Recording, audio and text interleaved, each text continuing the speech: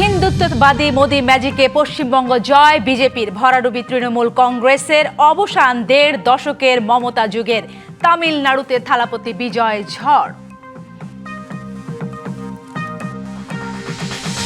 পশ্চিমবঙ্গে ক্ষমতার পালা বদলে বাংলাদেশে পররাষ্ট্রনীতিতে কোনো প্রভাব পড়বে না, পুশ ইন নিয়ে চলবে আলোচনা, সব ধরনের ভিসা চালুর আশা।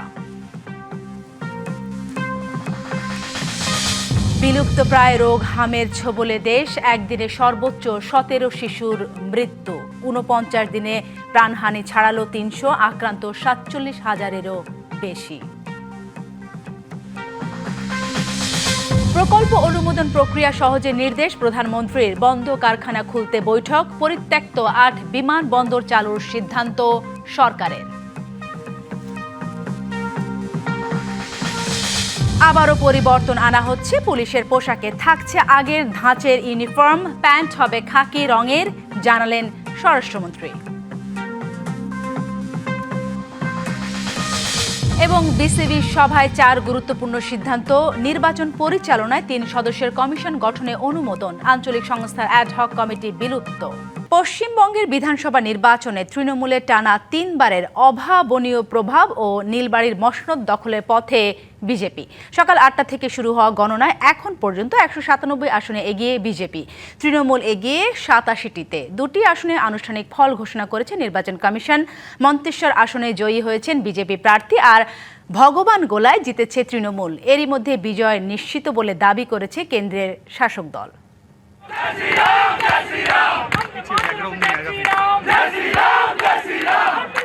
পশ্চিমবঙ্গের বিধানসভা নির্বাচনে প্রায় জয়ের পথে কেন্দ্রে ক্ষমতাসীন বিজেপি। তবে ভবানীপুর আসনে বড় ব্যবধানে এগিয়ে আছেন তৃণমূল কংগ্রেস নেত্রী ও মুখ্যমন্ত্রী মমতা বন্দ্যোপাধ্যায়। গণনা অনুযায়ী ব্যবধান ১৬,০০০-এর বেশি। এই আসনে তার প্রতিদ্বন্দ্বী বিরোধী দলীয় নেতা বিজেপির শুভেন্দু অধিকারী। পঞ্চম দফার গণনা শেষে তিনি পেয়েছেন ৯,০০০-এর বেশি ভোট। বিরোধী দলের নেতার দাবি, নির্বাচনে তার দলই সরকার গঠন করবে। বিজেপির রাজ্য সভাপতি শ্রমিক ভট্টাচার্য এরই মধ্যে বলেছেন, দলের কর্মীদের স্বপ্ন এখন বাস্তব হতে যাচ্ছে।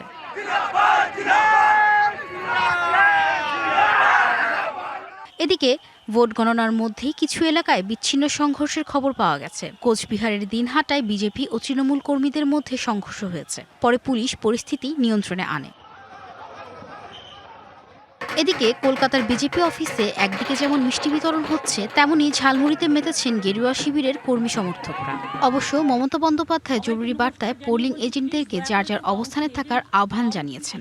কাউন্টিং এজেন্টরা এবং প্রার্থী ক্যান্ডিডেটরা তারা ভোটিং এলাকা ছেড়ে আসবেন না। স্ট্রং রুমে যেখানে কাউন্টিং হচ্ছে, মানে সেন্টারে, সেখান ছেড়ে কেউ আসবেন না। এটা বিজেপির প্ল্যান। অন্যদিকে মুখ্যমন্ত্রী মমতার অফিসের বাইরে স্লোগান দিচ্ছে বিজেপি কর্মীরা। Rahnuma Farmin, DBC news desk. লাল দুর্গের পতন থেকে তৃণমূলের উত্থান, আর এবার গেরুয়া শিবিরের ঐতিহাসিক বিজয়। পশ্চিমবঙ্গের রাজনৈতিক ইতিহাসে রচিত হলো এক নতুন অধ্যায়। টানা ৩৪ বছরে বাম শাসন এবং ১৫ বছর মমতা বন্দ্যোপাধ্যায়ের একচ্ছত্র আধিপত্যের পর ২০২৬-এর এই মহারণে পশ্চিমবঙ্গে চূড়ান্তভাবে সরকার গঠন করতে যাচ্ছে বিজেপি। কিভাবে বারবার বদলে গেছে পশ্চিমবঙ্গের রাজনৈতিক সমীকরণ, আর কোন জাদুতে গেরুয়া শিবির ছিনিয়ে নিল এই অভূতপূর্ব জয়।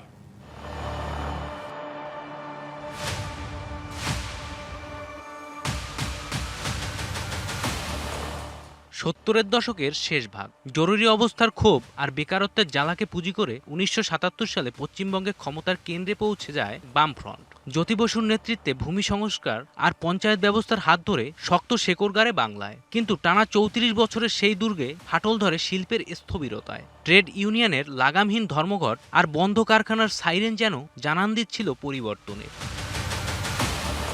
২০০৬-এর পর থেকে রাজ্যের ছবিটা বদলাতে শুরু করে। সিঙ্গুর নন্দীগ্রামের কৃষি জমি রক্ষার আন্দোলনকে ঢাল করে মা মাটি মানুষ স্লোগানে ভর করে বাংলার রাজনীতিতে আশ্রে পড়ে তৃণমূলের ঝড়। ২০১১ সালে কমিউনিস্ট শাসনের অবসান ঘটিয়ে রাজ্যের প্রথম নারী মুখ্যমন্ত্রী হন মমতা বন্দ্যোপাধ্যায়। সামাজিক সুরক্ষার একের পর এক প্রকল্পে গ্রামের ভোট ব্যাংককে নিজেদের দুর্ভেদ্য ঘাঁটিতে পরিণত করেছিল জোড়াফুল শিবির। And কিন্তু রাজনীতির চাকা ঘুরতে সময় নেয় না। রাজ্যে বাম ও কংগ্রেসের শূন্যস্থানের সুযোগে আর জাতীয় স্তরে নরেন্দ্র মোদীর হিন্দুত্ববাদী নীতিতে ভর করে পশ্চিমবঙ্গের প্রধান বিকল্প হয়ে ওঠে বিজেপি। 2014 সালে মাত্র 17% ভোটের দল 2021-এ 77টি আসন নিয়ে প্রধান বিরোধী শক্তি হিসেবে আত্মপ্রকাশ করে। এরপর শিক্ষক নিয়োগ থেকে শুরু করে একের পর এক দুর্নীতি এবং নারী সুরক্ষার মতো ইস্যুকে হাতিয়ার করে তৃণমূল বিরোধী হাওয়াকে চূড়ান্ত রূপ দেয় তারা। আর এখন সমস্ত জল্পনা কল্পনার অবসান ঘটিয়ে স্পষ্ট হয়ে গেল বাংলার নতুন ভবিষ্যৎ। গেরুয়া ঝড়ে ধসে পড়েছে তৃণমূলের 15 বছরের দুর্গ। ম্যাজিক ফিগার পার করে নিরঙ্কুশ সংখ্যাগরিষ্ঠতা নিয়ে পশ্চিমবঙ্গে ক্ষমতায় ভারতীয় জনতা পার্টি। দশকের পর দশক ধরে চলে আসা বাংলার রাজনৈতিক সমীকরণে প্রতিষ্ঠিত হলো এক সম্পূর্ণ নতুন মেরুকরণ। 34 বছরের লাল শাসন থেকে শুরু করে 15 বছরের সবুজ উত্থান। পশ্চিমবঙ্গের ভোটাররা বারবারই প্রমাণ করেছেন কোনো রাজনৈতিক দলই তাদের কাছে চিরস্থায়ী নয়। গেরুয়া আবিরে মেতে ওঠা বাংলা যেন সেই বার্তারই চূড়ান্ত রূপ। তৃণমূলের বিদায় আর বিজেপির এই ঐতিহাসিক সরকার গঠনের মধ্য দিয়ে আগামী দিনগুলোতে বাংলার সমাজ ও অর্থনীতি কোন পথে এগোয়, এখন নজর সেদিকে। জয় রায়, ডিবিসি নিউজ ডেস্ক। পশ্চিমবঙ্গে যেই ক্ষমতায় আসুক বাংলাদেশের পররাষ্ট্রনীতিতে তার কোনো প্রভাব পড়বে না। বাংলাদেশ ফার্স্ট নীতি সামনে রেখে কূটনীতিক সম্পর্ক এগোবে, এ কথা বলেছেন পররাষ্ট্র প্রতিমন্ত্রী শামা ওবায়েদ। বিকেলে পররাষ্ট্র মন্ত্রণালয় ভারতে পশ্চিমবঙ্গ বিধানসভা নির্বাচন নিয়ে প্রশ্ন করা হলে এসব কথা বলেন তিনি। সব ধরনের ভিসাও দ্রুত স্বাভাবিক হবার আশা তার। পশ্চিমবঙ্গের বিধানসভা নির্বাচনে তৃণমূলের 1.5 দশকের রাজত্বে ধস নামিয়ে মসনদে বসছে কেন্দ্রের ক্ষমতাসীন বিজেপি। প্রতিবেশী রাষ্ট্র হিসেবে বাংলাদেশের সাথে পশ্চিমবঙ্গের নতুন শাসক দলের সম্পর্ক কী হবে, প্রশ্ন ছিল পররাষ্ট্র প্রতিমন্ত্রীর কাছে।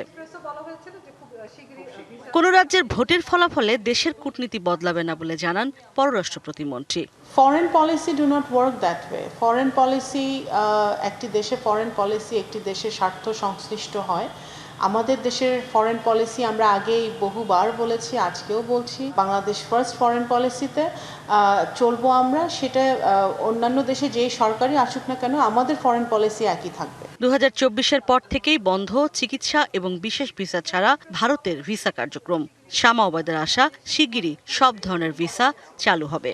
হ্যাঁ, এখন আমরা আশা করব যে ওনারা যেরকম কথাবার্তা ওনারা বলছেন সেটাই কার্যকরী হবে এবং আমাদের সাথে যে আলাপ আলোচনা হয়েছে ভিসার ব্যাপারে পজিটিভলি বলেছেন। তো আমরা আশা করব যে ট্যুরিস্ট ভিসা সহ সকল ভিসাই স্বাভাবিক হবে। পশ্চিমবঙ্গে বিজেপি ক্ষমতায় আসায় পুশিনের আশঙ্কা আছে কিনা পররাষ্ট্র প্রতিমন্ত্রী বলেন, পুশিন বা গঙ্গা চুক্তির মতো সব ইস্যুতেই আলোচনা চলবে। No matter which government is in power in India, আমাদের সাথে ওদের ইস্যুগুলা কিন্তু রয়েই যায়। তো ওগুলো তো আমাদের অবশ্যই ডিল করতে হবে, whether it's BJP or any other political party। আমাদের দিক থেকে আমাদের ওদের সাথে পানির ইস্যু আছে, পুশব্যাকের যে ইস্যুটা বললেন ওইটা আছে, আরও অনেক ইস্যু আছে। সেই ইস্যুগুলোতে আমাদের রয়ে যাচ্ছে, সেগুলো যেই সরকারই আসুক না কেন বা থাকুক না কেন তাদের সাথে আমাদের আলোচনার ভিত্তিতেই সমাধান করতে হবে। বাংলাদেশ নিজেদের স্বার্থ বজায় রেখে কাজ করবে বলেও জানান তিনি। আবার চুক্তি নবায়ন হবে। ইশরাত জাহান উর্মি, ডিবিসি নিউজ, ঢাকা। একসময় বিলুপ্ত প্রায় রোগ হামের ছোবলে দেশ। অতি ছোঁয়াচে এই রোগটি এখন বড় আতঙ্কের নাম। হাম ও উপসর্গে তাই দিনে দিনে বড় হচ্ছে শিশু মৃত্যুর মিছিল। গেল 24 ঘন্টায় হাম ও উপসর্গে 17 শিশুর মৃত্যুর খবর দিয়েছে স্বাস্থ্য অধিদপ্তর, যা একদিনে সর্বোচ্চ মৃত্যুর রেকর্ড। এ নিয়ে 49 দিনে প্রাণ গেছে 311 শিশুর।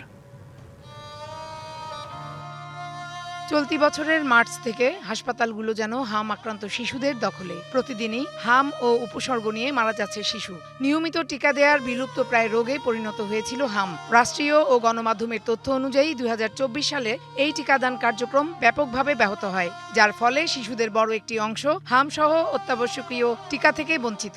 এতে নতুন করে অতি ছোঁয়াচে এই রোগটির প্রাদুর্ভাব দেখা যায় দেশে।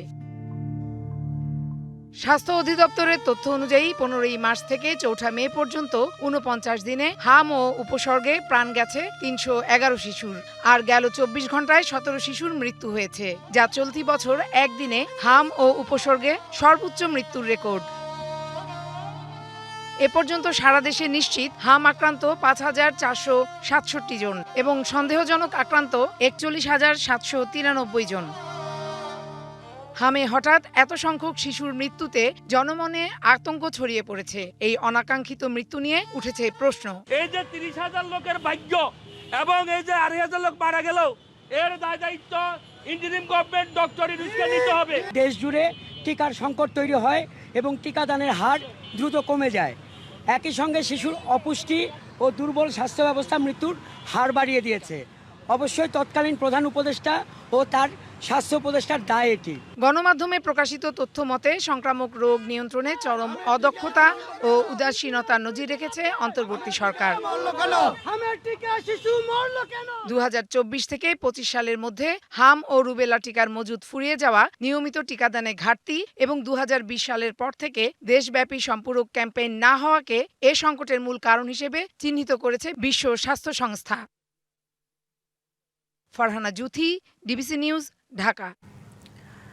উদ্বেগ বাড়াচ্ছে হাম ও উপসর্গ নিয়ে প্রাণ গেছে একদিনে সর্বোচ্চ ১৭ শিশুর মৃত্যু, ৪৯ দিনে প্রাণহানি ছাড়ালো ৩০০। এ বিষয়ে আরও জানাতে রাজধানীর সংক্রামক ব্যাধি হাসপাতালের সামনে থেকে যুক্ত হচ্ছেন সহকর্মী ফজলে রাব্বি সৌরভ।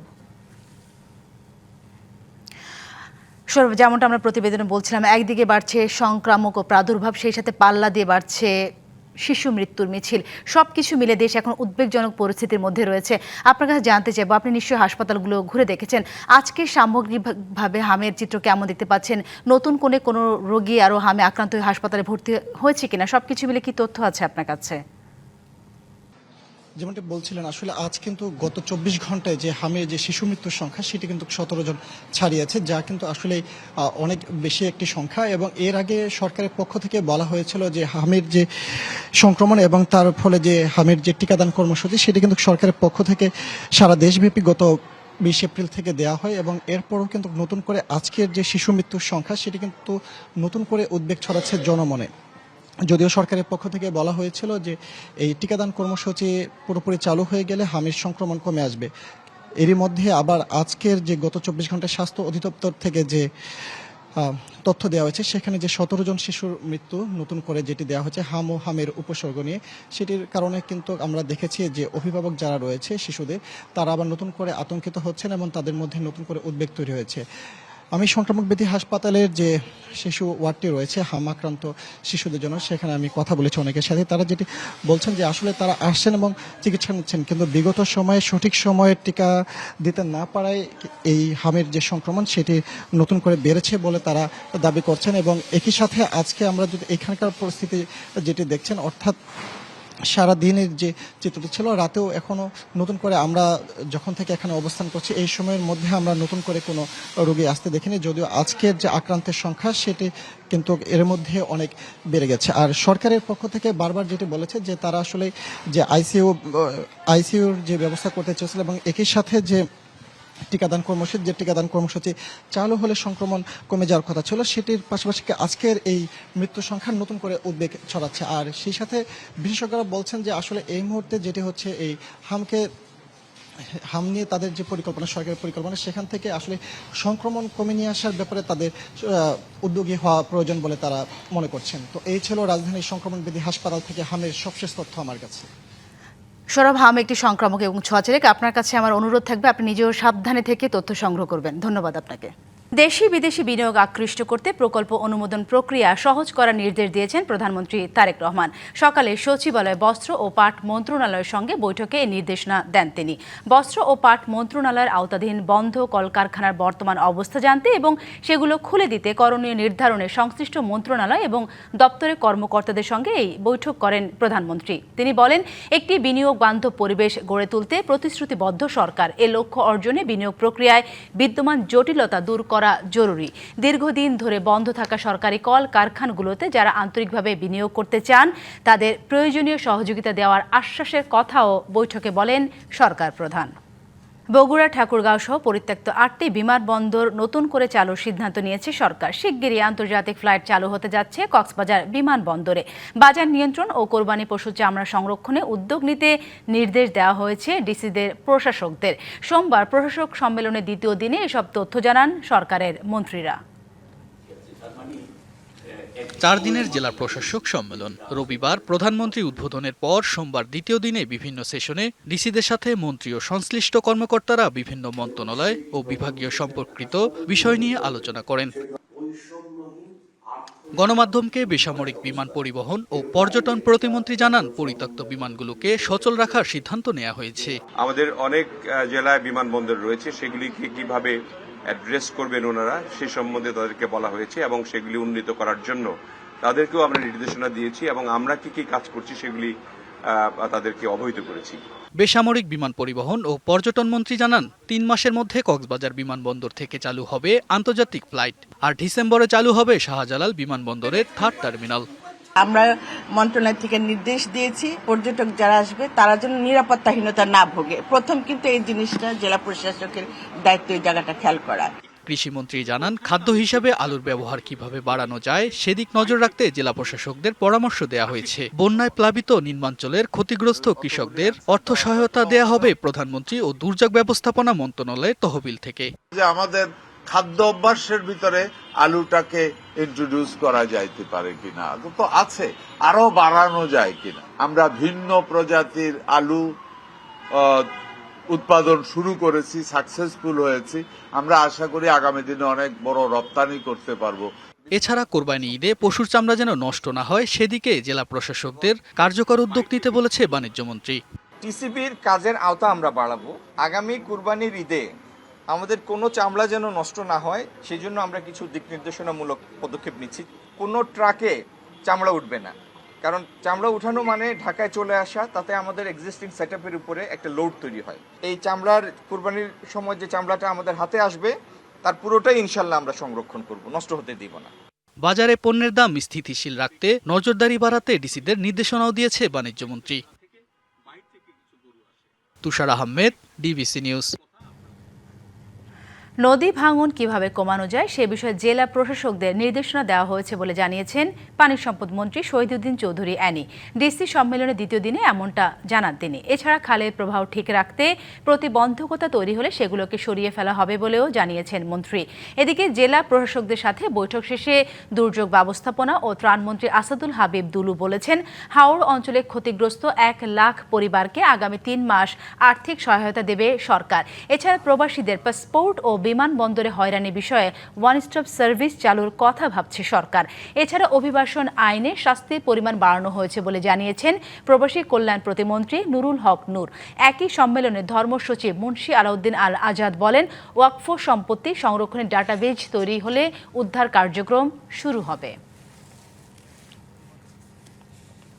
খালের এই ধারাবাহিকতা, এই প্রবাহ ঠিক রেখেই আমরা যখন কাজ করতে যাব, ওর মধ্যে যদি কোনো দোকান পড়ে সেই দোকান ভেঙে ফেলবে, এর মধ্যে যদি কোনো মার্কেট কেউ গড়ে তোলে অথবা বর্জ্য আবর্জনা যেগুলো থাকে অথবা মাছের চাষ করার জন্য কেউ যদি ঘেরাও দিয়ে সেখানে বদ্ধ করে খালের প্রবাহটাকে বন্ধ করে দেয়, সেটা অবশ্যই ডিসি সাহেবের নেতৃত্বে যারা আমাদের ডিপার্টমেন্টাল যারা রয়েছেন তারা সেই অনুযায়ী কাজ করবে। আমাদের হাওর অঞ্চল বিশেষ করে কয়েকটি জেলা ব্যাপক ক্ষতি সাধিত হয়েছে অতিরিক্ত বৃষ্টি এবং উজানের পানি আসার কারণে। এগুলো আগামী 3 মাস তাদেরকে আমরা কিছু সহায়তা দান করব। আমাদের মন্ত্রণালয় থেকে আমরা আর্থিক সহায়তা দিব এবং কিছু খাদ্য দিব আমরা সেই অঞ্চলে। পুলিশ সদস্যদের পোশাকে আবারও পরিবর্তন আনা হচ্ছে। আগের ধাঁচের পোশাকে ফিরছে পুলিশ বাহিনী, তবে প্যান্টের রং থাকবে খাকি। দুপুরে সচিবালয় ব্রিফিংয়ে তথ্য জানান স্বরাষ্ট্রমন্ত্রী সালাহুদ্দিন আহমেদ। দেশে এবং পুলিশ বাহিনীর মধ্যে যে বিদ্যমান তাদের পোশাক আছে এটা নিয়ে কেউ সন্তুষ্ট না। পুলিশ বাহিনীর আবেদনের প্রেক্ষিতে আমরা বিষয়টা বিবেচনা করেছি। উপরের অংশ আগে যেটা ছিল মেট্রোর জন্য এবং সারা দেশের জন্য সেটা আমরা বহাল রেখেছি, তবে প্যান্ট পাজামা সেটা আমরা খাকি ড্রেস দিয়েছি। রাঙামাটি জেলা ছাত্রদলের নবগঠিত কমিটি নিয়ে অসন্তোষের জেরে দুই পক্ষের মধ্যে সংঘর্ষ হয়েছে। এতে আহত হয়েছেন অন্তত 10 জন। আইন শৃঙ্খলা পরিস্থিতি নিয়ন্ত্রণে 144 ধারা জারি করেছে প্রশাসন। রাঙামাটি জেলা কমিটি বাতিলের দাবিতে দুপুর থেকে পদবঞ্চিতরা বিএনপি দলীয় কার্যালয়ে অবস্থান নেয়। অন্যদিকে পৌরসভা প্রাঙ্গণ থেকে নবনির্বাচিত কমিটির অনুসারীরা আনন্দ মিছিল বের করার চেষ্টা করলে উভয় পক্ষের মধ্যে সংঘর্ষ হয়। এ সময় ইটপাটকেল নিক্ষেপ, লাঠি সোঁটা ও দেশীয় অস্ত্র নিয়ে হামলার ঘটনা ঘটে। এক পর্যায়ে নবনির্বাচিত কমিটির সমর্থকেরা পদবঞ্চিত কর্মীদের হটিয়ে বিএনপি কার্যালয় দখলে নেয়। সংঘর্ষ থামাতে পুলিশ সেনাবাহিনী লাঠিপেটা করে ছত্রভঙ্গ করে দেয়।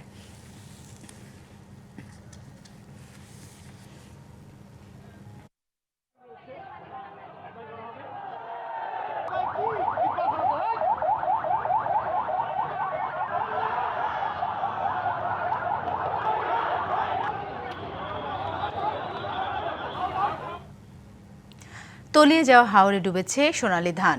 কোথাও কোথাও সামান্য ধান কাটা হলেও নষ্ট হচ্ছে খোলায় পড়ে। শ্রমিক সংকটে ফসল শুকাতে না পারায় বাধ্য হয়ে মধ্যস্বত্বভোগীদের কাছে বিক্রি করতে হচ্ছে। এতে মিলছে নামমাত্র মূল্য, উঠছে না উৎপাদন খরচ। 7 জেলা নিয়ে বিস্তৃত হাওর, বিশাল তার ব্যাপ্তি। অধিকাংশ হাওরই এখন পানিতে থই থই করছে। তলিয়ে গেছে বোরো ধানের ক্ষেত। বছরের একমাত্র ফসল বোরো ধান ঘরে তোলার আগেই প্রকৃতির ছোবল। নৌকা দিয়ে পানির নিচে ডুবে থাকা ধান তোলার চেষ্টা করছেন কেউ কেউ। কয়েক জায়গায় সামান্য ধান কাটতে পেরেছেন কৃষক, কিন্তু শুকানোর জায়গা নেই। আবার আছে শ্রমিক সংকটও। রোদ উঠলেও শঙ্কা কাটেনি হাওরে। যে কোনো সময় আবার নামতে পারে ঝুম বৃষ্টি, তাই ফসল নিয়ে দুশ্চিন্তা। এই বৃষ্টি অনেক ক্ষতি করছে, আমরা কোনো ধান ফান কিচ্ছু তুলতাম পারছি না। 7-8টা দিন ধরে কোনো ঘুম নাই, খানিও নাই। আউরের তোলা তুই ধান এখন তুই আর কোনো নেই, তো পানি বাড়ে আবার টানতে নৌকাও নাই। ভেজা ধান সরকারি গুদামে বিক্রি করা সম্ভব না হওয়ায় কৃষক বাধ্য হয়ে মধ্যস্বত্বভোগীদের কাছে বিক্রি করছেন। উঠছে না উৎপাদন খরচও। বর্তমানে পানি তোলে আছে, সাগর অত নিরুপায়, এবং আমি একা করি না, ইয়াওয়ারটা বেশি অংশ বাগই পানির তোলে অনেকে রই। গরম নাল্লাই জানো তো ঠান্ডা সারা আর কিছু নাই রে বাবা। বিয়ানি থাকি 70,000 টাকা তুললেন না। কৃষি সম্প্রসারণ অধিদপ্তর বলছে, সুনামগঞ্জ, কিশোরগঞ্জ, নেত্রকোনা, হবিগঞ্জ, সিলেট, মৌলভীবাজার ও ব্রাহ্মণবাড়িয়ায় 46,730 হেক্টরের বেশি ধান ক্ষেত তলিয়ে ফসলের ক্ষতি হয়েছে। রোদ না থাকায় ধান তোলার পরও নষ্ট হচ্ছে। সব পানি চলে গেছে, অঞ্চল আনার মতো নাই। সরকার আমরা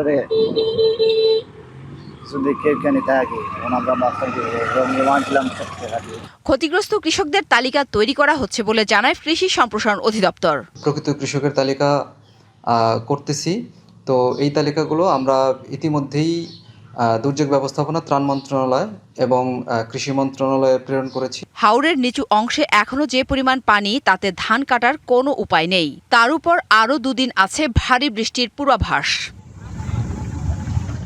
জান্নাত সাথী, ডিবিসি নিউজ ডেস্ক। যুক্তরাষ্ট্রে পিএইচডি করতে গিয়ে নিথর দেহে ফিরলেন জামালপুরের শিক্ষার্থী জামিল আহমেদ লিমন। মরদেহ লালডোবা গ্রামে পৌঁছালে তৈরি হয় শোকাবহ এক পরিবেশের। হত্যাকাণ্ডের দ্রুত বিচার আশা পরিবারের। পররাষ্ট্র প্রতিমন্ত্রী শামা ওবায়দ জানান, সুবিচার নিশ্চিতের জন্য মার্কিন সরকারের সঙ্গে যোগাযোগ চলছে।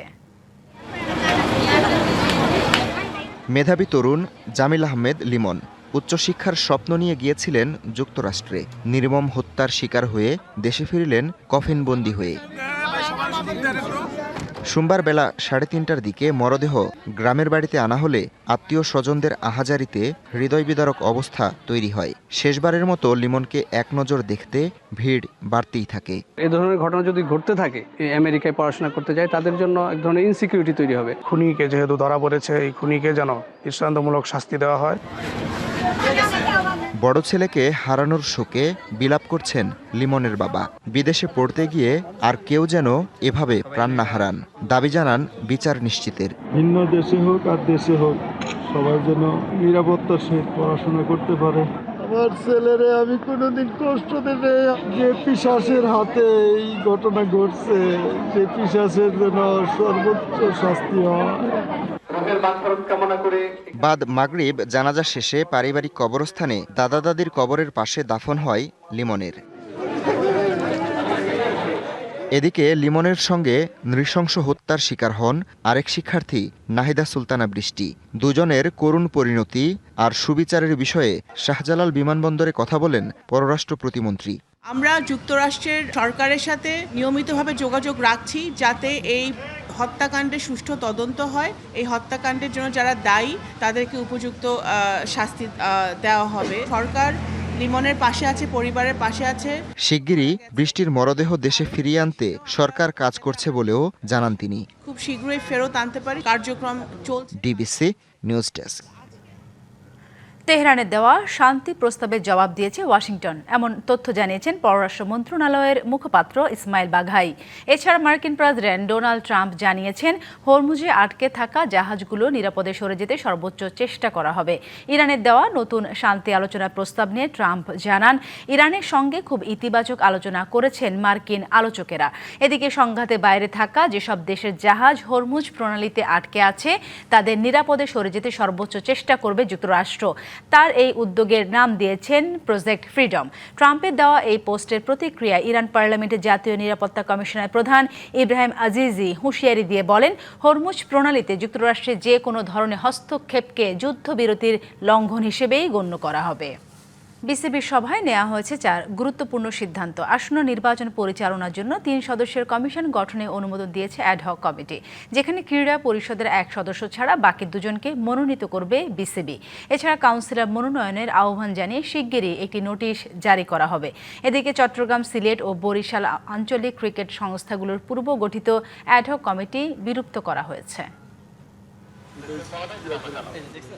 বিসিবি অ্যাডহক কমিটির 3য় সভা, আসন্ন নির্বাচনের রূপরেখা তৈরিতে গুরুত্বপূর্ণ বৈঠক। অ্যাডহক কমিটির সদস্যরা নির্ধারিত সময়ের আগেই হাজির বিসিবিতে। রফিকুল ইসলাম বাবু, আতাহার আলী, ইব্রাহিম আহমদ ও রাশনা ইমামরা তড়িঘড়ি করে প্রবেশ করেন ক্রিকেট বোর্ডে। আসন্ন নির্বাচনের রূপরেখা তৈরি সভার মূল এজেন্ডা, যে লক্ষ্যে বিগত বোর্ডের অধীনে গঠিত সিলেট, চট্টগ্রাম ও বরিশালের আঞ্চলিক ক্রিকেট সংস্থাগুলোর অ্যাডহক কমিটি অবিলম্বে বিলুপ্ত করার সিদ্ধান্ত নিয়েছে বিসিবি। পাশাপাশি আসন্ন নির্বাচন আয়োজনের প্রক্রিয়া শুরু করার সিদ্ধান্ত নেওয়া হয়েছে,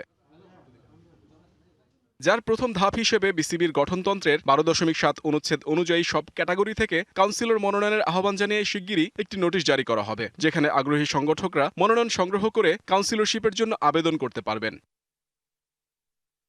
আসন্ন নির্বাচন পরিচালনার জন্য 3 সদস্যের একটি নির্বাচন কমিশন গঠনের অনুমোদন দিয়েছে বিসিবি। এই কমিশনে জাতীয় ক্রীড়া পরিষদের 1 জন প্রতিনিধি এবং বিসিবি মনোনীত আরও 2 জন সদস্য থাকবেন। এদিকে বিসিবির অ্যাডহক কমিটির কার্যক্রম স্থগিত চেয়ে রিট করা হয়েছে আদালতে, জানিয়ে বাড়ছে অস্থিরতা। এমন অবস্থায় আসন্ন নির্বাচন পরিচালনায় অ্যাডহক কমিটির কার্যক্রম সুষ্ঠুভাবে পরিচালনা করা সম্ভব কিনা তা নিয়ে দেখা দিতে পারে জটিলতা। Muhammad Nazim, DBC news, Dhaka. DBC সংবাদে এই ছিল এখনকার মতো। ডিবিসি নিউজের সংবাদগুলো পড়তে ভিজিট করুন dbcnews.tv আর ভিজিট করুন ডিবিসি নিউজের ফেসবুক পেজ এবং ইউটিউব চ্যানেল। ডিবিসির সঙ্গেই থাকুন।